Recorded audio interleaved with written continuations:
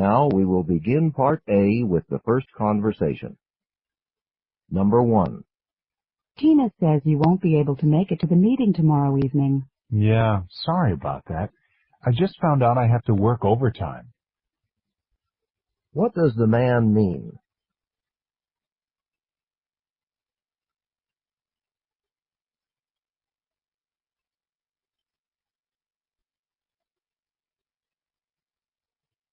Number 2. Would you mind taking a picture of me in front of the fountain? Not at all, but I'm not sure how this camera works.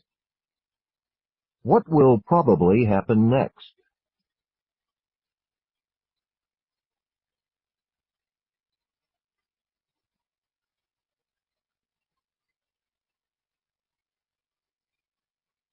Number 3. Oh my goodness. Your health services card is sitting right here in your file. It should have been sent out to you weeks ago.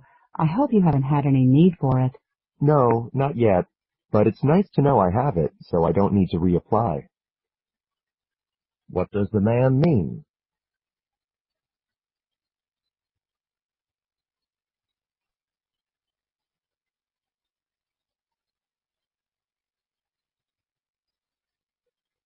Number 4. Excuse me, Professor Andrews, but I'm still confused. Could you go over that last point one more time? Of course, that's what I'm here for. What does the woman mean?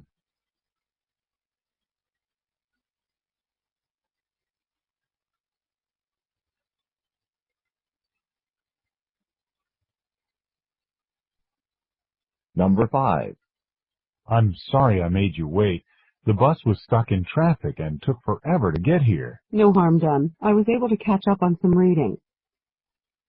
What can be inferred from the conversation?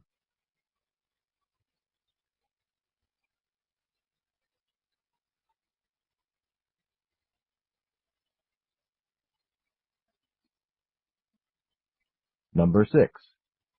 That's a really nice raincoat, Lisa. Thanks, I like it too. If only it had a heavy lining so I could wear it in winter too. What does the woman mean?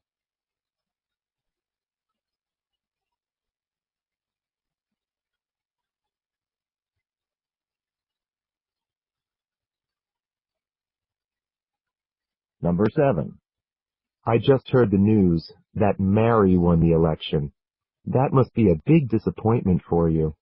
Well, actually, she probably was the best candidate this time around, and I can always run again next year. What does the woman imply?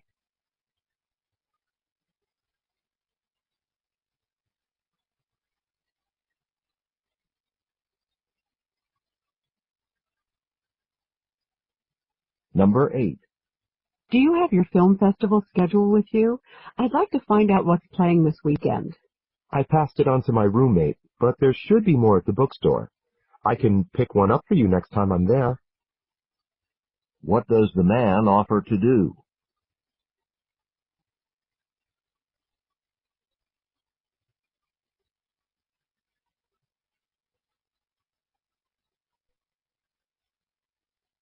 Number 9. My new neighbor next door is really great. She's got this fantastic collection of classical music. I mean, dozens of composers I've never even heard of. Just be careful, Annie. A hobby like that can be contagious and expensive. What does the man imply?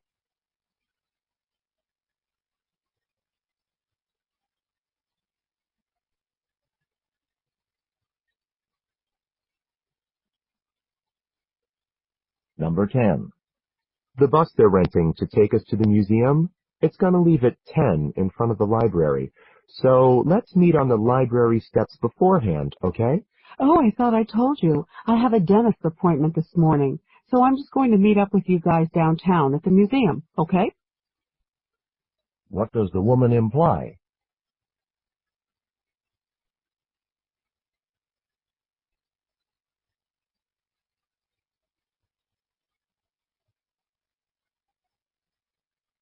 Number 11. Gee, you have a lot of change in that jar. Are you a coin collector? No, I'm just saving them for a rainy day. What does the woman mean?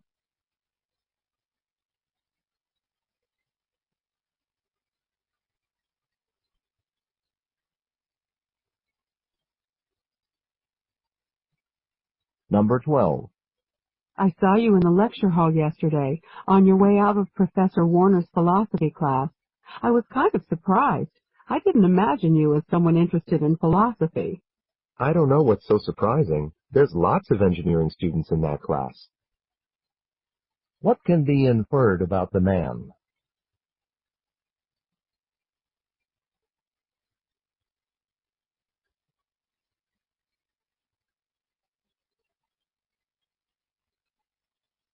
Number 13. Did I hear that right? Our reports are due next Friday? Just the introduction. The rest we'll find out about today in class. What does the woman mean?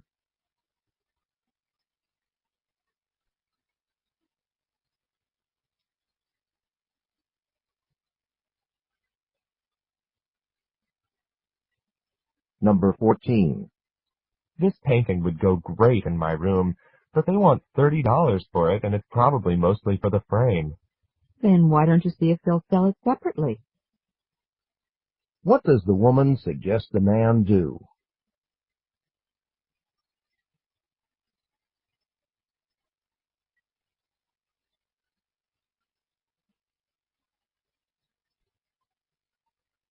Number 15. Dr. Smith, this is Ann Crowley.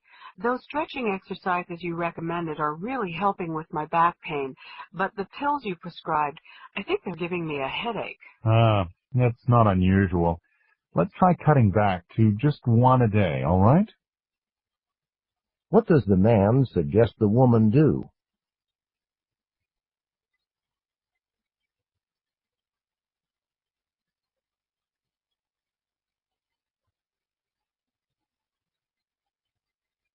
Number 16. Congratulations, Tom. I hear you got a job with the Wilson Company. Thanks, Professor Cohn, but it's a little too soon for congratulations. All I got so far is an interview, early next week, on Tuesday. What does the man imply?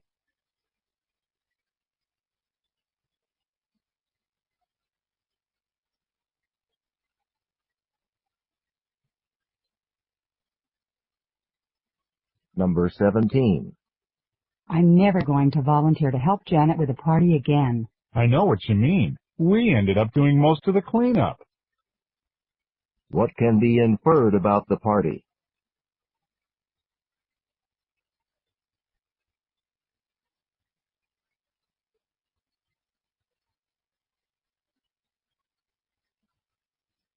Number 18. This is a pretty small room to be sharing with someone. Don't you find it a little crowded? Well, I don't know about my roommate, but me, I'm used to it being a little cramped. I grew up with 6 brothers, remember? What does the man mean?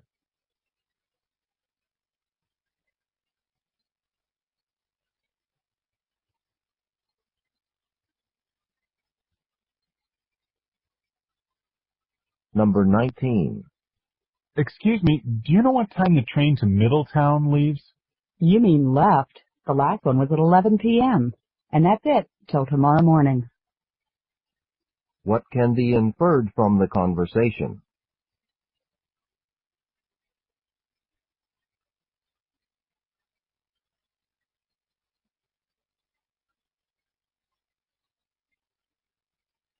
Number 20. I'm thinking about wearing a suit to the party tonight. What do you think? Well, I hadn't heard anything about dressing up. I'll bet a sweater will be fine.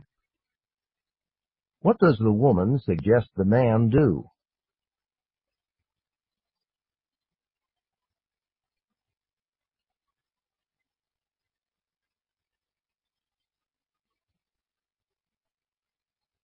Go on to the next page.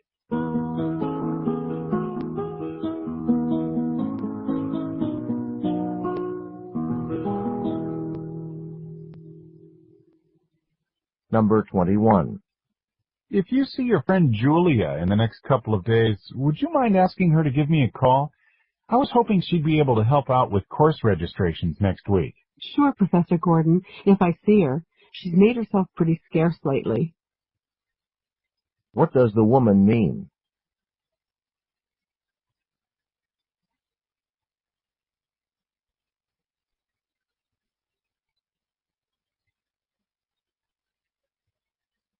Number 22. I've never seen a larger collection of this author's books than the one here in this library. It's impressive how many she managed to write in her lifetime. Yeah, actually a lot more than even this collection would suggest.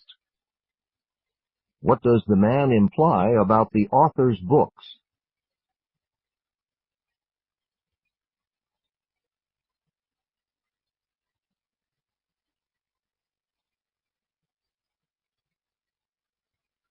Number 23. My boss keeps asking me to work overtime, and I've always said no because I don't want to jeopardize my studies, but I'm starting to waver. I wouldn't give in if I were you. What does the woman mean?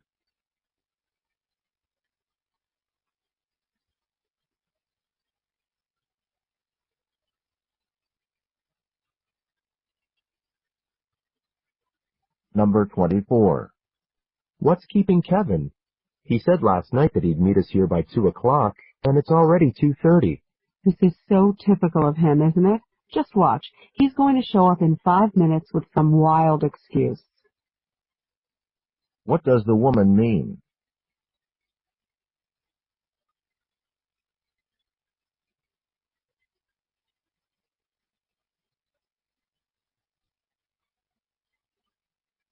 Number 25. Wow. Are all those books you've got there required for the modern European history course? No, a lot of these are listed as optional, but you know me. When I do something, I do it 200%. What does the man mean?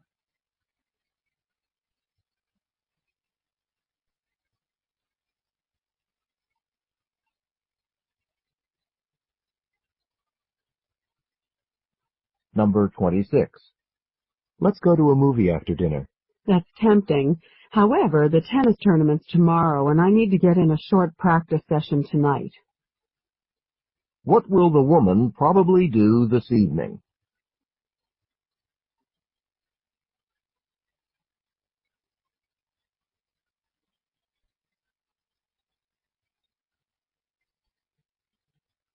Number 27. I just got this car, and already it's falling apart. First one of the door handles fell off, and now the inside light won't go on when you open the door. Hey, what's the big deal? Falling apart is when your car needs a new engine, like mine does. What does the woman imply?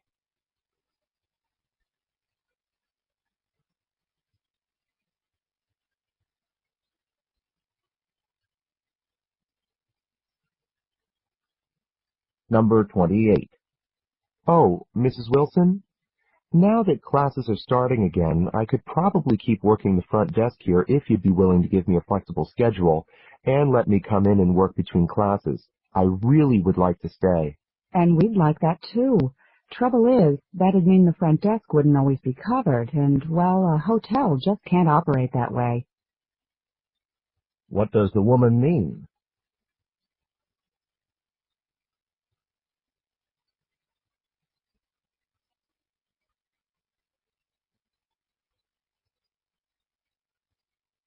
Number 29. You didn't care for the movie, did you? You can say that again. What does the man mean?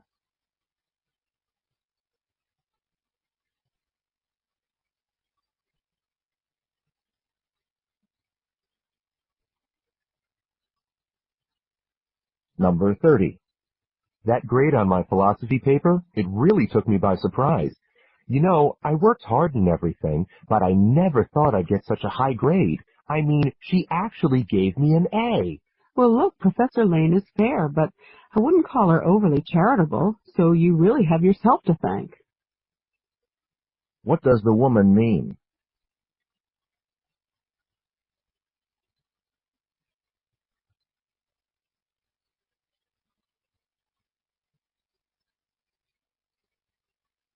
This is the end of Part A. Go on to the next page.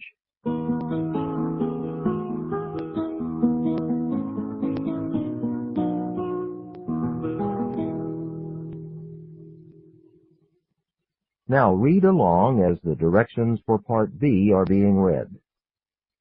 The test continues on side 2.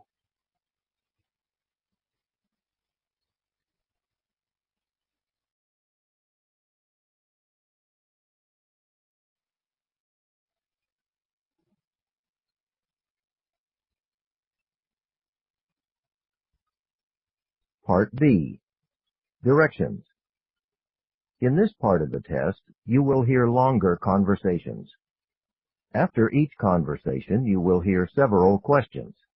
The conversations and questions will not be repeated.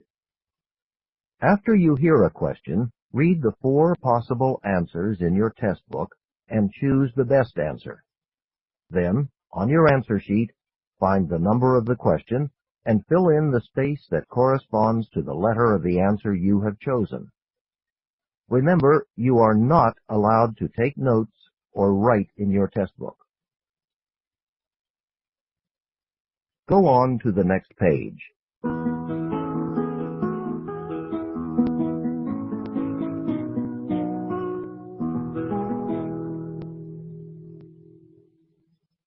Now we will begin Part B with the first conversation. Questions 31 through 35. Listen to 2 friends preparing dinner. We're almost finished. Could you hand me the white pepper? Why white pepper and not black? Aren't they the same thing? Well, they're from the same plant, but white pepper is milder. I usually prefer it. It has a more subtle flavor. How? If they're from the same plant? Well, it sort of depends on how ripe it is when it's picked. You sure ask a lot of questions. That's because you have all the answers. Did you learn about this stuff in cooking school? Yeah, we studied all kinds of herbs and spices. So go on. It's interesting. How do we get black pepper then? Well, the peppercorn is actually a fruit. It grows on vines. And it's not really black or white. It turns from green to yellow to red as it ripens. For black pepper, you pick it when it's still a little immature, and then it's dried. Drying darkens it? Well, the skin turns dark as it dries. Does that mean white pepper is pepper without the skin? Exactly. It's put out to dry in the sun after the skin's been rubbed off. It's also matured a little longer than black pepper. So they do all that just to get a milder peppercorn. That, and for aesthetic reasons. Some chefs like the idea that it keeps white sauces white. These green peppercorns are interesting. I've never seen them before. Green pepper has a very distinctive flavor. Some people really like it. So it must get picked when it's really young. Right. And it's not sun-dried. It's either put in a liquid or freeze-dried to keep its color. Wow, you're quite the pepper expert, aren't you? A good chef got to know about spices. I'll be the judge of that. Let me taste. You passed. Number 31. What are the speakers mainly discussing?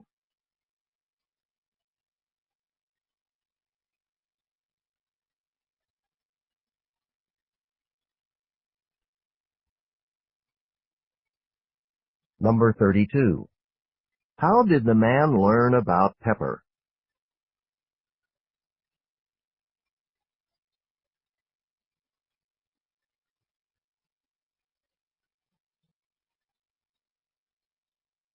Number 33. What happens to black pepper after it is picked?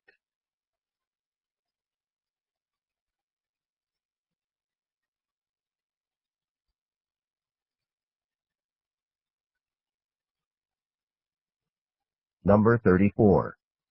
According to the man, why do some cooks prefer white pepper?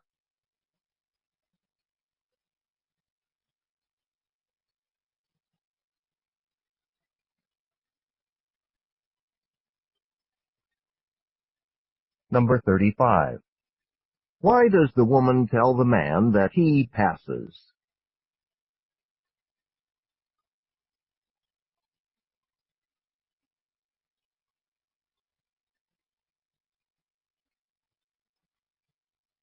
Questions 36 through 38. Listen to a conversation between two students. I didn't see you in creative writing class today. What happened? Oh, just a dentist appointment, that's all. Say, did we get a new assignment for next week? Yeah, a really interesting one, actually. We're supposed to write a short story that has some sort of limitation or constraint imposed on it. What do you mean? Like rhyming in a poem? Well, that's the idea, but what we write has to be prose as opposed to poetry. Just making it rhyme would be too easy, I guess. I think Professor Kraft really wants us to challenge ourselves, to put our creativity to the test. Well, did she give any sort of hint about what she has in mind? Not really, but I may have an idea of the kind of thing she's looking for. I just finished reading this really strange book by some French guy. He wrote the whole thing without ever using the letter E. A whole book without a single E? How's that possible? But wait a minute, I didn't know you could read French. I can't. I read the English translation. But get this, there's not one E in that either. No way. Think of all the words you couldn't use. I know, but that translator managed it. I've got the book at home if you want to check it out for yourself. What's really amazing to me is that leaving out the E in English has got to involve a completely different group of words and endings than in French. It's really mind-boggling. Well, sometime you'll have to show me that book. But right now I'd better get going on this writing for next week. I've already had a couple of ideas, thanks to you, and I think I just might be able to work one of them into something interesting. Number 36. What were the students assigned to write?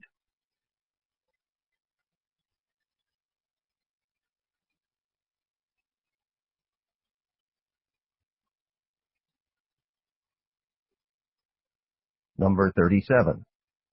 Why does the man mention a book by a French author?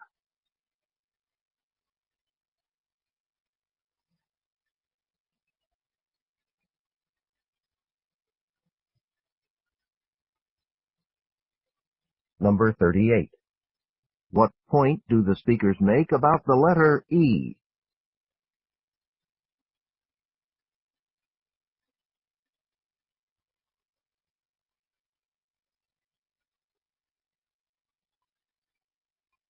This is the end of Part B. Go on to the next page.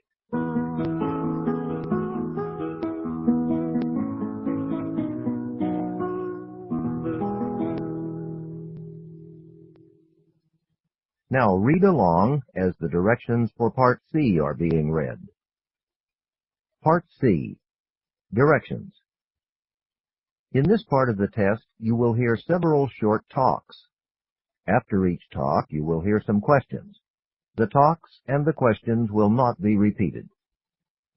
After you hear a question, read the 4 possible answers in your test book and choose the best answer.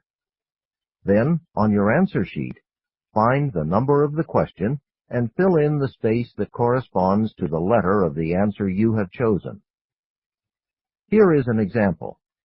On the recording you hear, "Listen to an instructor talk to his class about a television program." I'd like to tell you about an interesting TV program that'll be shown this coming Thursday. It'll be on from 9 to 10 p.m. on Channel 4. It's part of a series called Mysteries of Human Biology. The subject of the program is the human brain, how it functions and how it can malfunction. Topics that will be covered are dreams, memory, and depression. These topics are illustrated with outstanding computer animation that makes the explanations easy to follow. Make an effort to see this show. Since we've been studying the nervous system in class, I know you'll find it very helpful. Now listen to a sample question. What is the main purpose of the program? In your test book, you read, A, to demonstrate the latest use of computer graphics. B, to discuss the possibility of an economic depression. C, to explain the workings of the brain. D, to dramatize a famous mystery story. The best answer to the question, "What is the main purpose of the program?" is C, to explain the workings of the brain.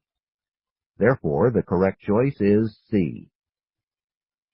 Now listen to another sample question. Why does the speaker recommend watching the program? In your test book, you read, A. It is required of all science majors. B. It will never be shown again. C. It can help viewers improve their memory skills. D. It will help with coursework. The best answer to the question, why does the speaker recommend watching the program, is D. It will help with coursework. Therefore, the correct choice is D. Remember, you are not allowed to take notes or write in your test book. Go on to the next page.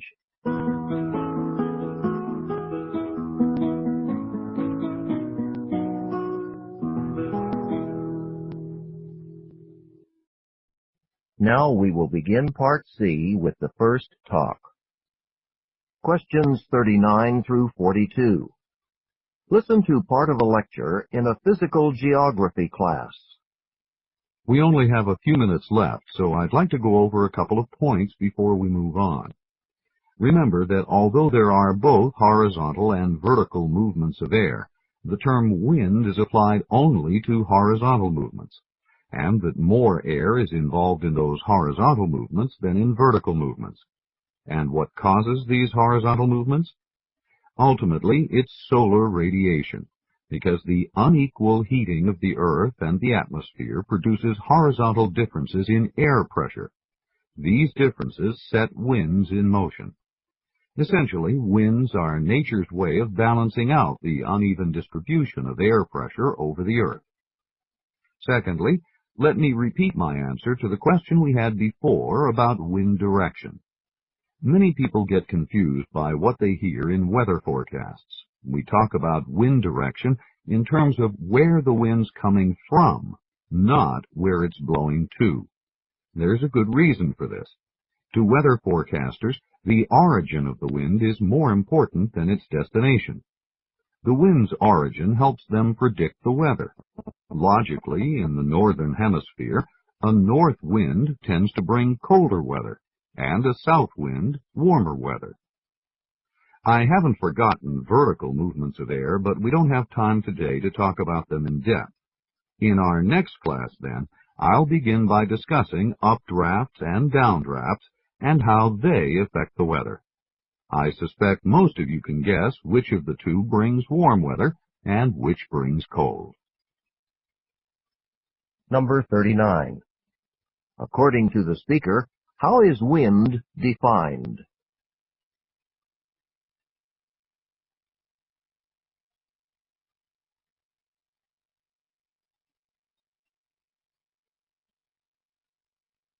Number 40. Why does the speaker mention solar radiation?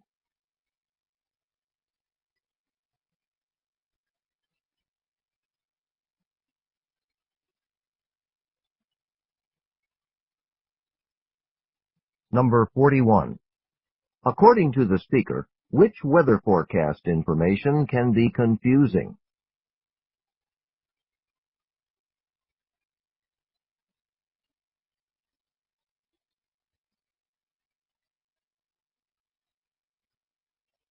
Number 42.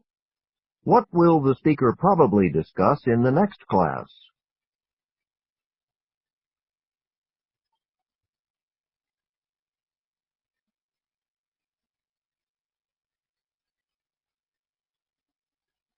Questions 43 through 46.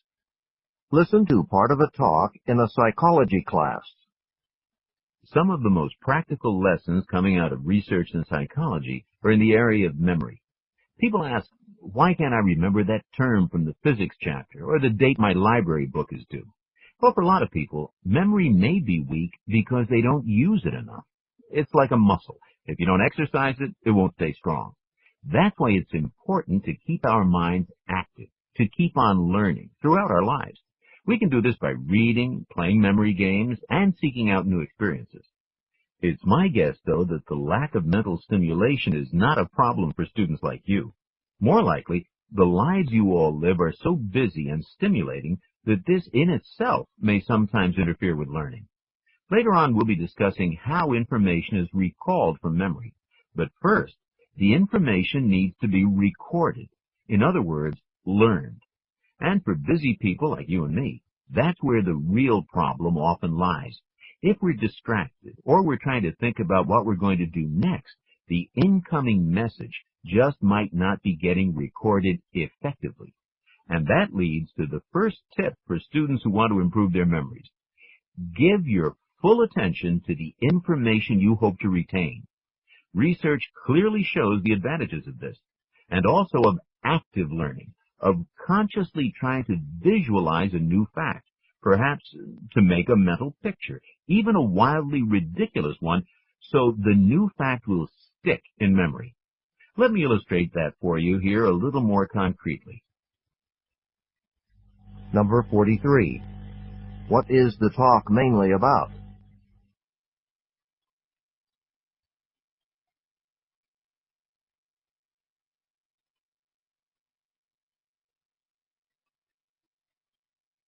Number 44. What does the speaker illustrate with the example of a muscle?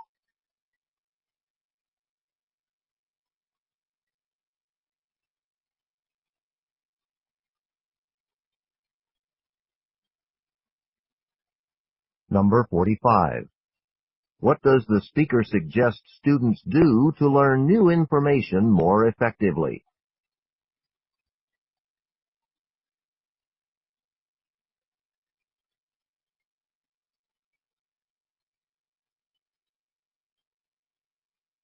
Number 46. What will the speaker probably do next?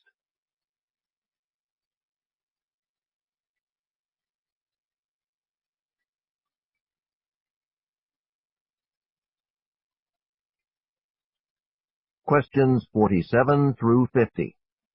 Listen to part of a talk in a biology class. The professor is discussing insect behavior.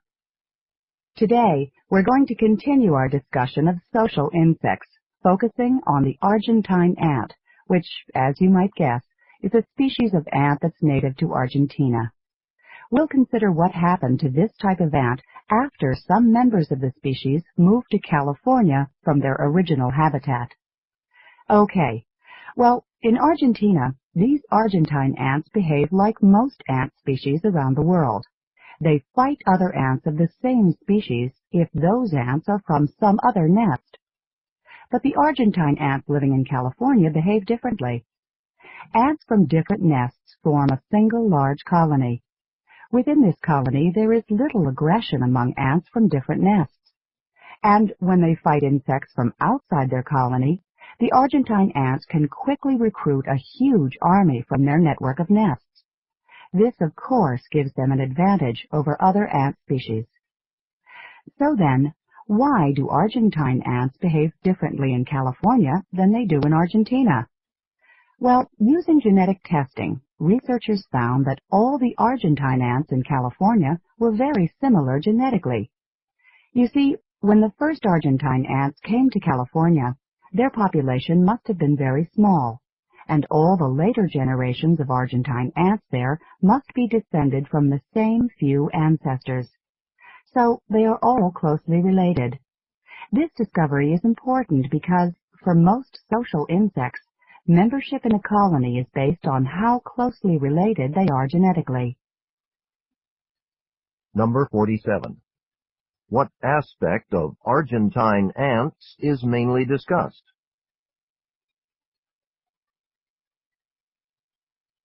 Number 48. What does the professor say about the Argentine ants that live in Argentina?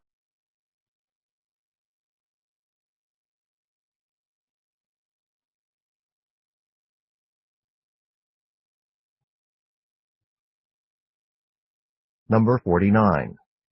What is a characteristic behavior of Argentine ants in California?